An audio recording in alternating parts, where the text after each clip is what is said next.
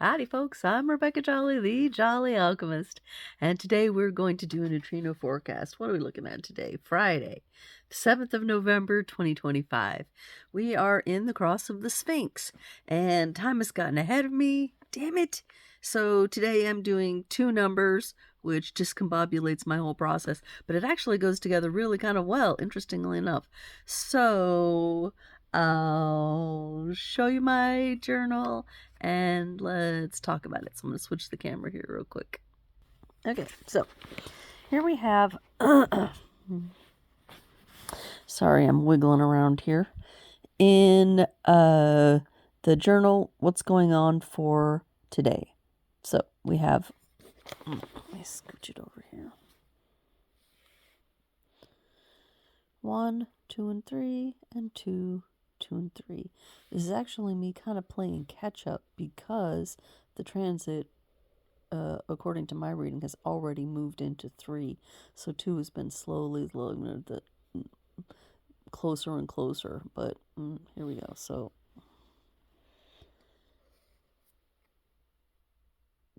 that's the whole thing there. All right, and while I've got that, let me show you what's going on over here on Friday's information. So you can see that 1, 3, and 2, 3 have already passed the line.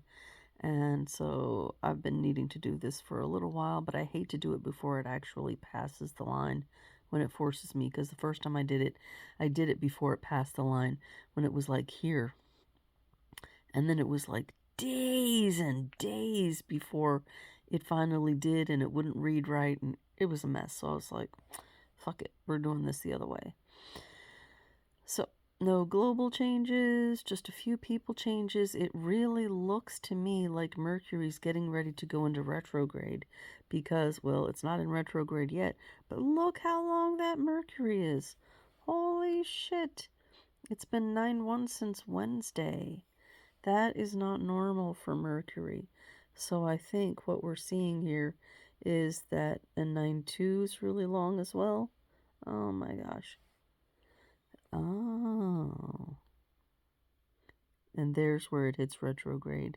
See, it goes all the way back to 9-1 from 9-2. So it is getting ready to turn the corner and go into retrograde. You can always tell whenever you start to get these really unusual lengths. And of course, you wouldn't know that if you weren't tracking the transits.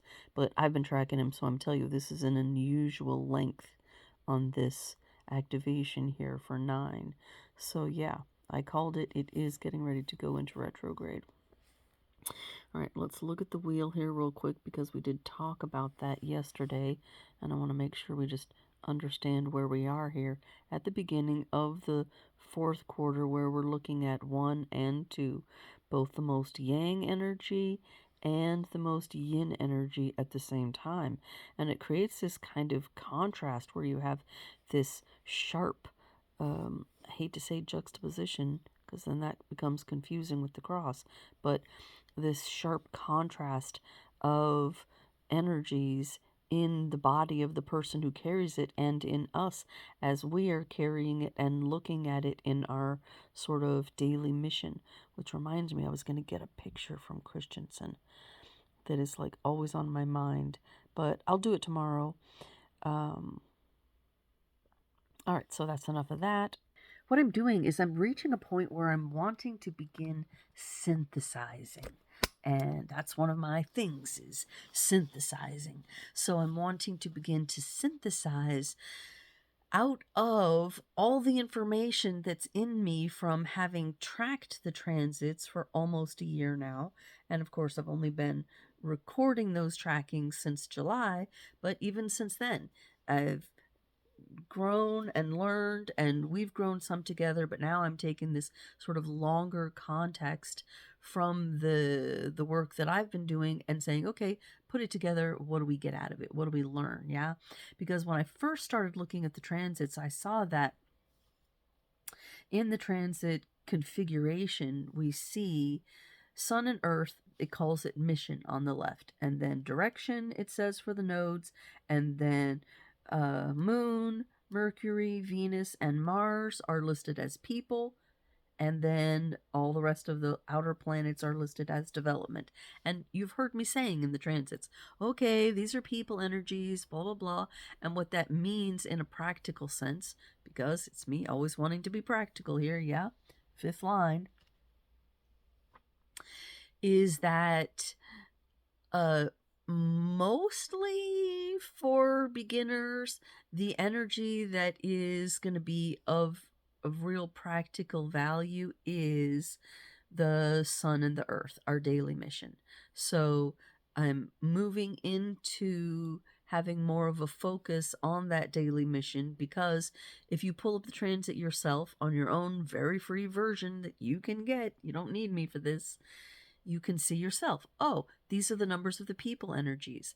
And then you can start tracking yourself. Oh, if I have a meeting with somebody or I'm getting together with somebody, are they in my people energies? So that you can start to see, oh, okay, the universe tends to support people that are coming together on that energetic stream. And I have to say, I don't check it every time I have a meeting with somebody. Were they in my people energies? But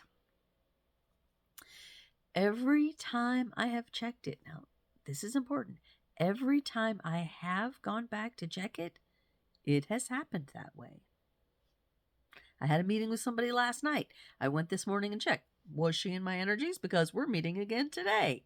Sure enough, yesterday and today, she is in my people energies. And I thought, okay, there it is. That shit keeps on coming true. That's something that the people energies are giving us, showing us, sharing with us, and I think it's a really cool trick to do. Nobody really gets it when I explain it, though, so I don't know how to explain it in a different way. Another day I'll work on that. Today, especially because I have 2 lines to go through, I want to get to that, so I might not have as much time. I mean, of course, I have as much time as I want. I'm sitting here talking on my own friggin' platform. But I know people only have so much time in a day, even if they're wanting to look at and examine the energies. So let's spend some of that time actually looking at what those energies are and see. Now, I thought this was interesting because, well, really, in looking at 1 and 2, gates 1 and 2, out of the G center, so the one's going up from the very top and 2's going down in the bottom, and they're both individual energies because they're running along this central channel of the 3 that you see there. So anytime you see gates activated in a person's chart in that central channel of 3, and that's also the central channel here and the central channel here, where we see this chart features a whole entire channel's activation in the center. Those people who have those central activations are all going to have characteristics of individuals and people with individual circuitry. So they're going to be, in some sense, unique, and trying to, in whatever way, bring that uniqueness out into the world. And that's where our 3rd line energy comes, because our 3rd lines are really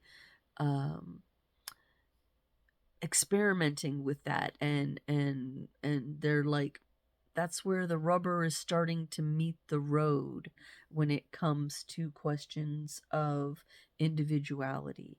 Yeah, the 2nd line, which we're covering today because we've technically already passed it, is just naturally doing its thing, naturally finding its direction, naturally being creative, and not really being aware of having a direction or being creative. They're just doing their thing, and then other people are looking in on them.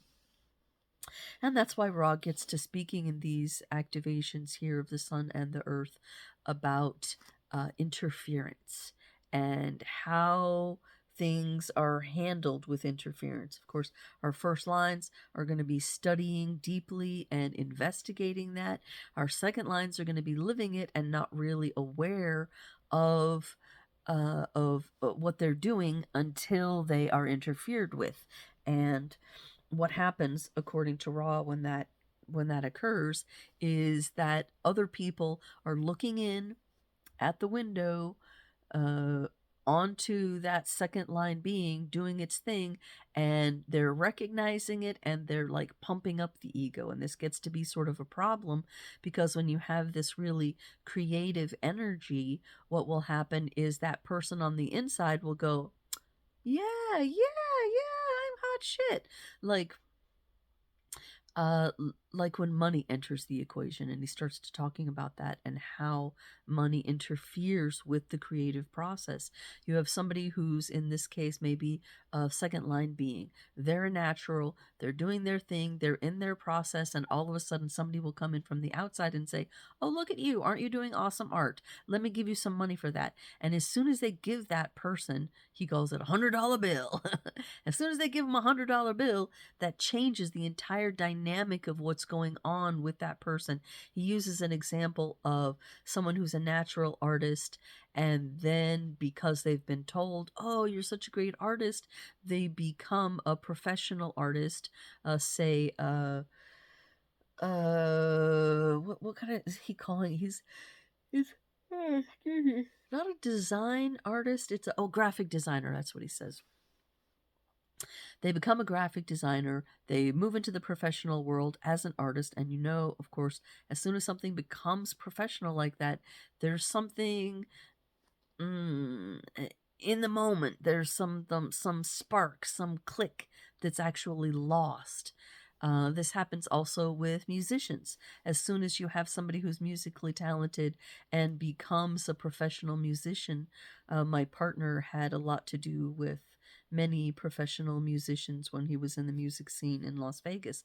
And he said, so many of these guys who he was calling to be in his big band were professional musicians and feeling dead inside because of it.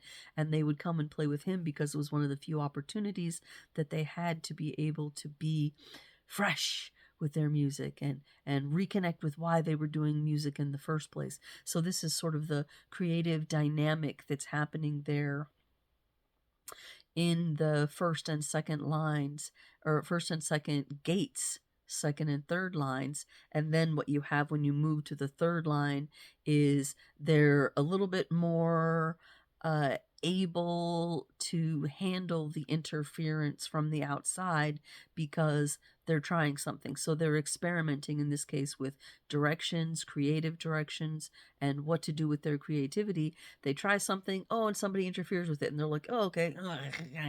And they, so it's not quite as predictable of an energy, but they are learning in their process through this, what Ra calls martyrdom. Then we have to go and explain what all the shockingness of his comments means. But this adaptation, they're adapting to the interference from the outside and going, okay, well, this interference is working for me. This interference is not working for me. And then they can get to wisdom or get to some kind of knowledge that they can then turn around and monetize in a way that's a little more successful, because they have the awareness of, oh, I tried this. I let this person mess with me, and that didn't end in a good place with me. So I'm not going to let other people mess with me. I'm going to insist on my creativity. But you can't let your ego into it, because as soon as your ego gets into it, then floof, it spins off the rails, and there we are again in some bullshit. So that's more or less what's going on. What's happening is the person who's trying to find direction in the second gate, or creativity in the first gate, they're looking for how to bring their individual, again, we're talking about individual circuitry, their individual creative genius into the larger sphere, so that we can have that dynamic that Ra was talking about with the Sphinx of, well, actually he was talking about with the entire fourth quarter, that mutation coming into the world.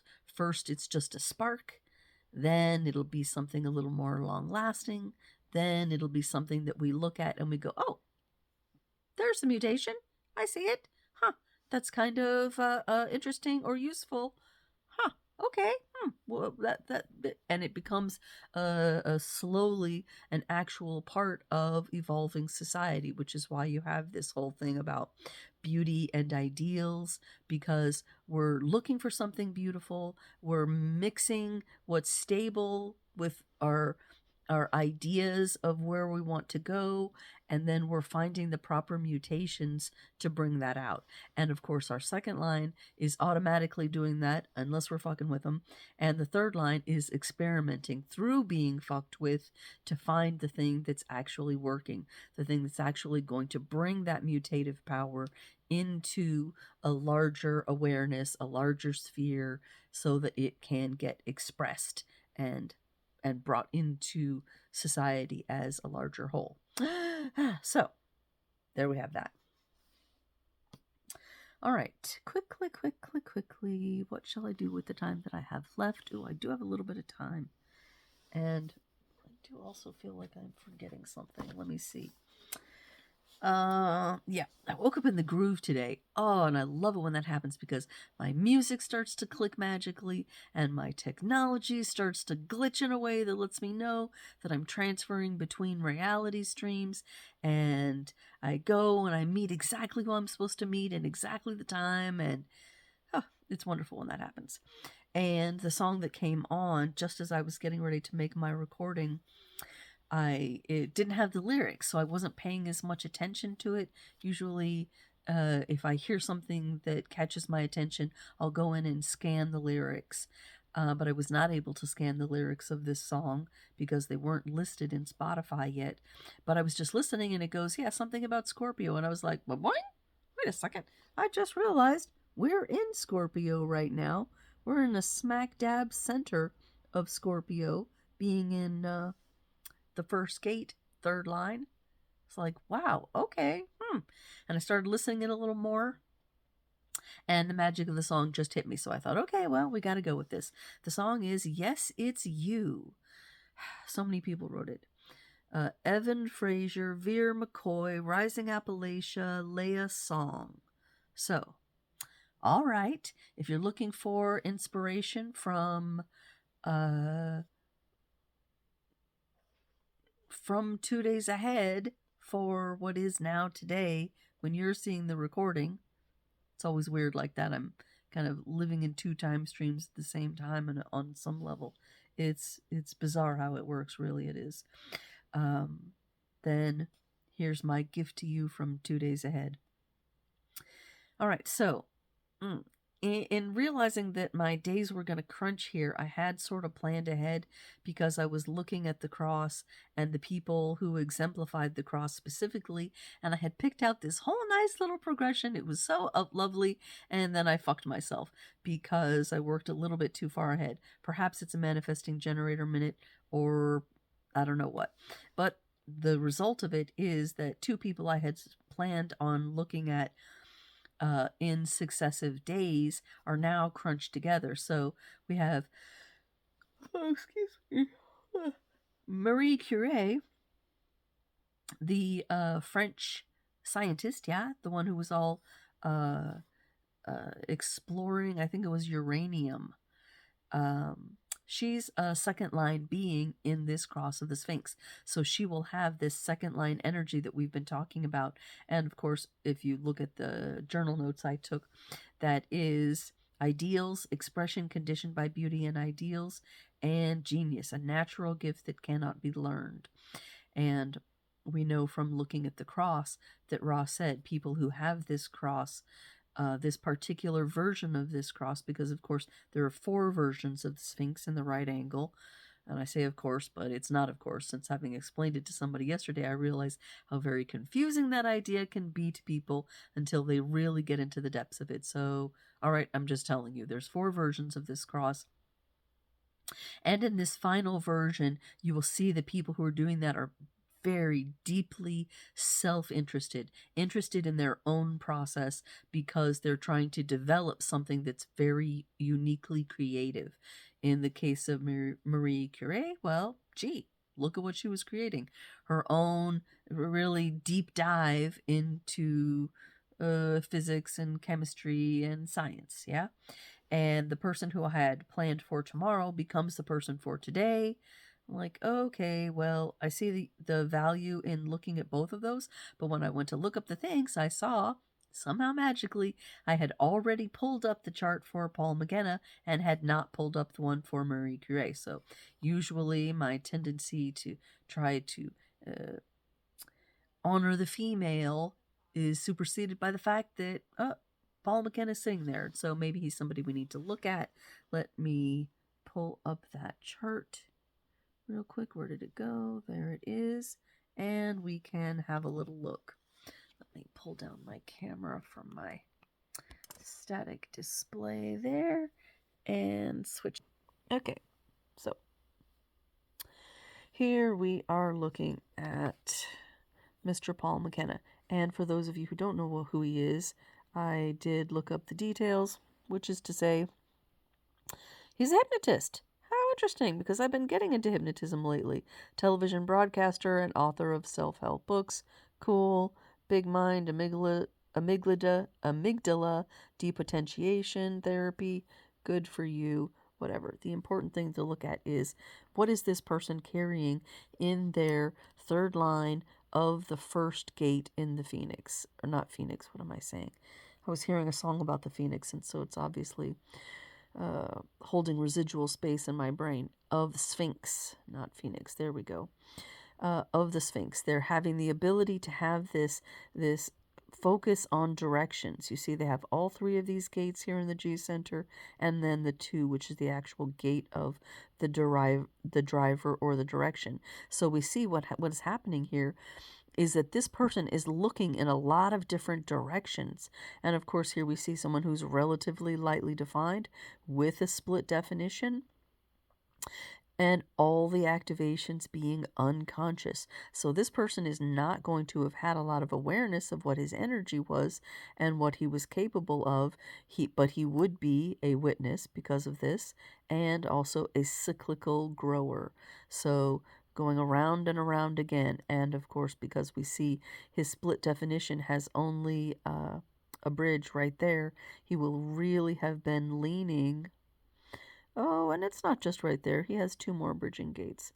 14, so the fuel, the money bags for the direction. So this is a direction looking for a gas pedal to get there.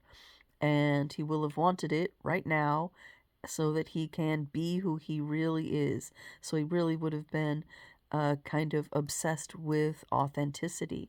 I don't know if this person is still alive, born in 63, so the chances are good that they are still alive.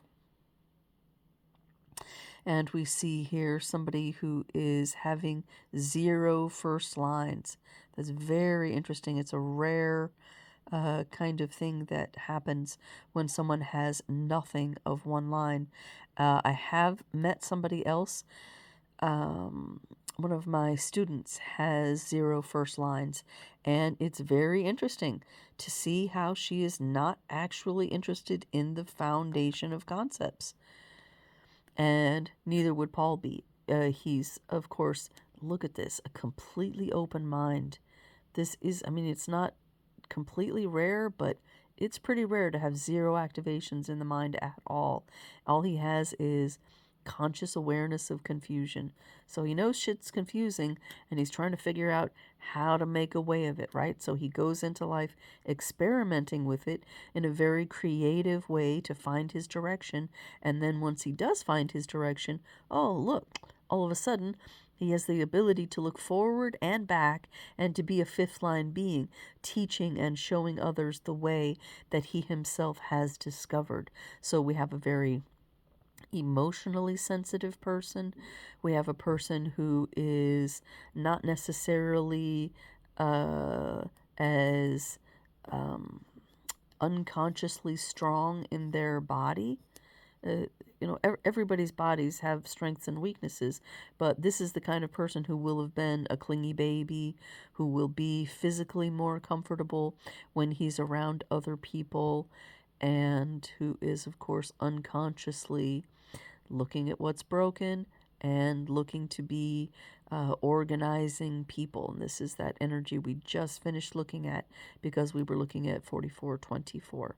But 44, people manager. He wants to manage people and to understand how people fit together, which of course could be part of what made him a hypnotist, in this wanting to understand what's going on with people, wanting to understand the direction in a creative way, wanting to have some control, wanting to be a little bit shocking, and wanting to make money at it. So it's kind of an interesting thing we see there. Person who is showing us what it's like to be a Sphinx. So we're looking at that energy for just a day, but the people who are born on these days, they're entertaining that energy and looking at those questions for their entire lives long. Very interesting kind of thing. And that's it for me. I'm done. Huh. The words have stopped coming. So take care of yourselves. Oh, I thought of something else to say there. What was I was going to say? I was going to say, watch yourselves. Yeah, because we're passengers on this journey, and it's about watching ourselves be ourselves. So until tomorrow, watch yourself. I'll be watching myself have a party today because someone's coming over to play. Very exciting. And tomorrow we will look at the fourth line, and it's Hedy Lamar. Ooh, she's a good one. So until tomorrow, ciao.